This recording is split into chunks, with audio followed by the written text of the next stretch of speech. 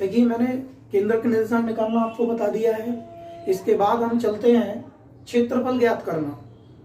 हालांकि हमारे इस एक्सरसाइज में एनसीईआरटी में नहीं है, लेकिन जब हम आगे पढ़ेंगे तो हमें बहुत काम आएंगे, इसलिए मैं आपकी हर चीज को सॉल्व करते हुए जा रहा हूँ कि आगे कोई परेशानी ना आए। थ्योरी को कंप्लीट तरीके से अगर हम पढ़ लेते हैं तो हमें एक्सरसाइज करने में कोई प्रॉब्लम नहीं आती। तो देखिए त्रिभुज का क्षेत्रफल, त्रिभुज का क्षेत्रफल पहले थोड़ा सा मैं बताता हूं आपको, हर फॉर्मूले के अंदर बताता हूं कि 2D में क्या होता था और 3D में क्या होता है।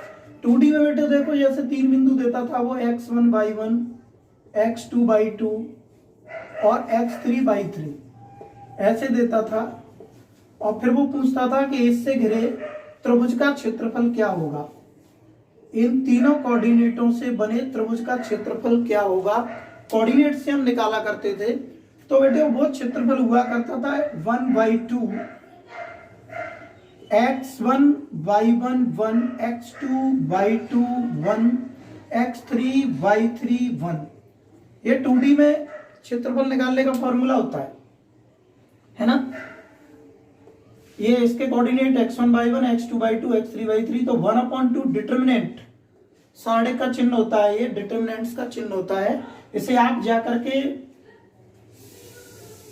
पढ़ेंगे, वैसे 12th क्लास में ही अपना है ये डिटरमिनेंट्स, तो वहां से ये निकला है अपना। और ये जो है 2D में है, अगर मैं इसी को 3D में ले आऊं, 3D में ले आऊंगा तो ये देखो मैं आपको पहले ही बता दिया है कि ये आपकी एक्सरसाइज में नहीं है, लेकिन कंपटीशन जब आप दोगे तो वहां आएगा। उससे पहले आप 12th पढ़ चुके होंगे, इसलिए मैं थोड़ा सा हाईलाइट करना चाहता हूं कि ये डिटरमिनेंट्स के अंदर साढ़े के अंदर यूज होगा। आपके दिमाग में ये होगा कि सर हम पढ़ रहे हैं 11th का पढ़ा बता रहे हैं आप 12th में, तो कोई दिक्कत नहीं है, ये कंपटीशन में आना है, इसलिए थोड़ा सा जोड़ने की कोशिश कर रहा हूं। तो ये जो डिटरमिनेंट से सॉल्व होता है, ये किस्म बात हो रही है मेरी 2D में।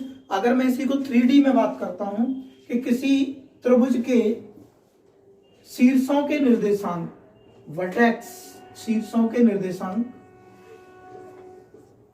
इसके x1, y1, z1, x2, y2, z2, x3, y3, z3, इसी त्रिभुज के शीर्षों के निर्देशांक दे रखे हैं।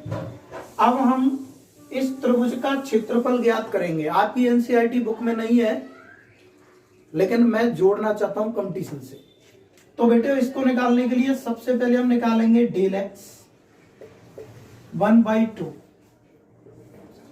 x, मैंने x लिया है, ये x एक्सिस के लिए क्षेत्रफल के लिए, तो यहां पर y और z के कोऑर्डिनेट आएंगे, y1 z1 1, y2 z2 1 और y3 z3 1। अब मैं इसी तरीके से एरिया y एक्सिस पे निकालता हूं, तो इट इज 1/2। जब यहाँ y है तो y यूज नहीं होगा,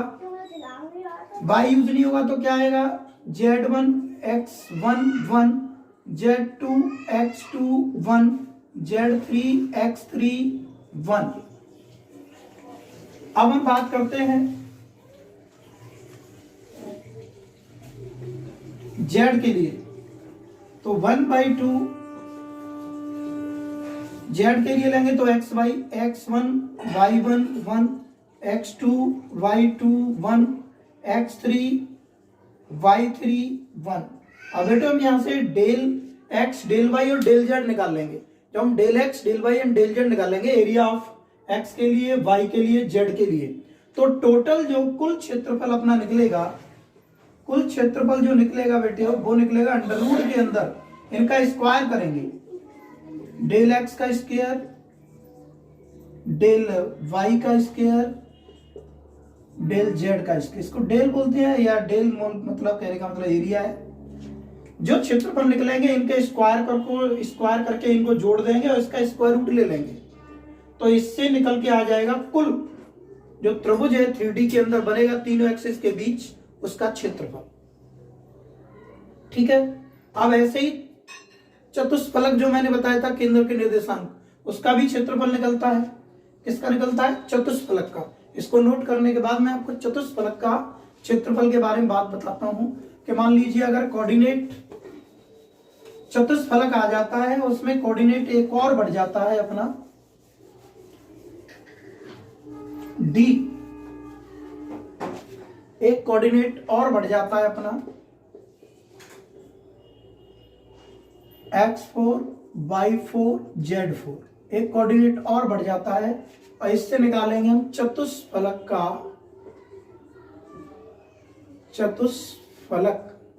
क्षेत्रफल। बहुत इंपॉर्टेंट चीज है ये। तो बेटा इसका क्षेत्रफल के लिए 1/6 determinants x1 y1 z1 1, x2 y2 z2 1, x3 y3 z3 1 और x4 y4 z4 1। इसे जब हम खोलेंगे तो यहां से हम निकाल सकते हैं उस चतुष्फलक का क्षेत्रफल, नहीं सॉरी आयतन। क्या निकाल सकते हैं? उसका आयतन। चतुष्फलक जो होगा उसका क्या निकालेंगे? आयतन निकालेंगे। तो ये आयतन का फॉर्मूला होगा, वहां हम पढ़ेंगे इसको आगे जाके, बहुत अच्छा इंपॉर्टेंट है। ठीक है, ओके डन।